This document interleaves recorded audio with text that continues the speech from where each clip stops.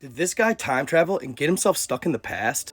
In early 1995, Mike Madman Marcum attempted to construct a time machine on the front porch of his house in Stanberry, Missouri. He'd go on to call this ingenious contraption Jacob's Ladder, and it worked by reducing the air resistance between two poles using a modified compact disc laser. He theorized that the result would be a continuous arc of energy, and much to his surprise, when he turned the machine on, it produced just that, in the shape of a vortex.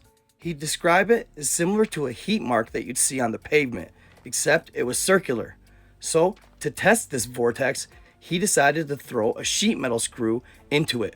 Astonishingly, it was the result he had hoped for. The sheet metal screw disappeared for about a half a second and reappeared a few feet away. At the time, Marcum was a student studying electrical engineering, and he was just 21 years old. When comparing to his friends, Mike was said to be quite intelligent, and the reason he wanted to travel back in time was to get the winning lottery numbers for the future. But unfortunately, there was one problem preventing him from doing this. He just simply could not produce enough power for the time machine. And much as expected, as he ran a few more tests with the CD laser, it caught on fire, and his whole machine was up in smoke. So he did the only thing he could do. He rebuilt it. But this time, in order to gain enough power, he knew he needed transformers.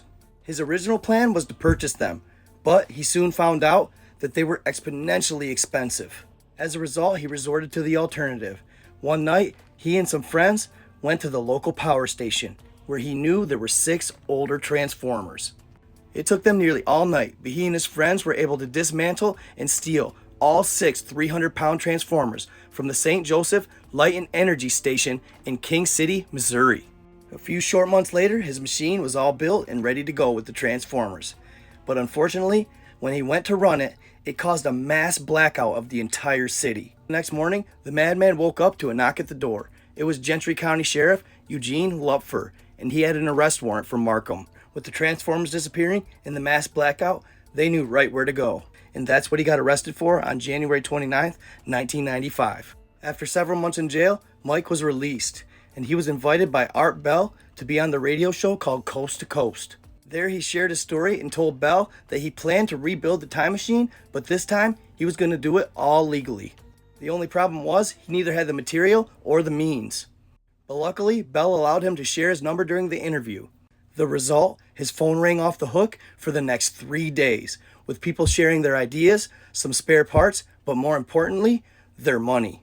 So with his listeners' help and their resources, the next project was much more successful. He was able to build a larger and more powerful time machine this go around. The original time machine only ran at a kilowatt power rate. This one ran at a 3 megawatt power rate. He did this because he wanted to test the time machine on himself. And behind me, you'll see a picture of a design straight out of his notes.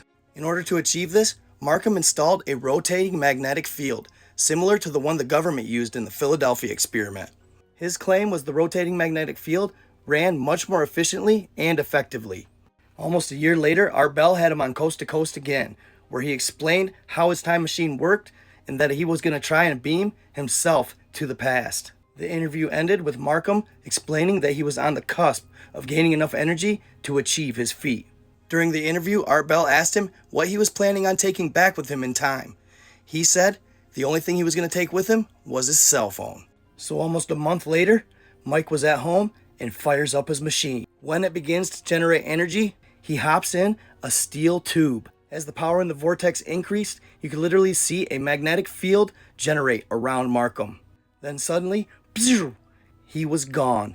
The vortex closed and there was no sign of Mike. On that day in 1997 was the last anybody has ever seen of Mike Madman Marcum. Just a few weeks after Marcum's disappearance, a listener calls into the Art Bell Show to let him know about a mysterious story he had come across. This story stated that in California in the 1930s, somebody had stumbled upon an odd tube with what seemed to be a crushed body inside. The body was unrecognizable. The only thing it had with it was a mysterious device that, according to the listener, looked like a cell phone from the 1990s. Bell couldn't believe what he was hearing. Could that have been the madman himself? Do you think he successfully traveled back in time? I've searched and searched for that story to no avail. You simply cannot find it. Even when trying to find Mike himself on platforms, social media. You literally can't. There's virtually no traces of him at all. The only thing I was able to find was at the end of one of the articles talking about this story. It was the only article covering this story that made this claim. So I'm apprehensive to actually believe it. It could just be to swerve people from what really took place that day. The article stated that the source was paranormalforum.net. They said that the last part of the story about Mike was incorrect. Their claim was that Mike was actually part of the forum, and he stated that before the pandemic, he was homeless in Hawaii. And at that time, he was trying to raise enough money to get back to the mainland. They also stated that he had a GoFundMe set up 2 years ago to further his experiments. Like I said, after investigating this claim, I found nothing validating it.